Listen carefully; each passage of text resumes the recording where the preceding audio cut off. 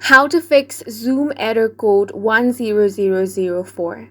Hi guys, welcome to our channel. Let's get started. If you're getting this error on Zoom, then I'm going to show you a few ways on how you can fix that. First, open up a web browser and go to status.zoom.us. Then you want to check if there's any issue, and if it says operational, then there's no issue. So now you want to head over to the Zoom app. Now click on your profile icon, and from here you want to click on check for updates. Here it says update available, so you simply want to install the new update on Zoom. After the update, it's going to fix any of the bugs and this error code should be fixed.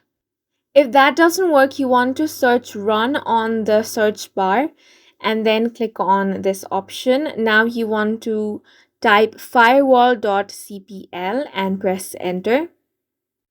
Here you want to click on allow an app or feature through Windows Defender.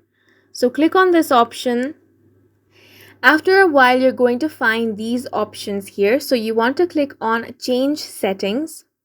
Now from the list of these apps, you want to find Zoom.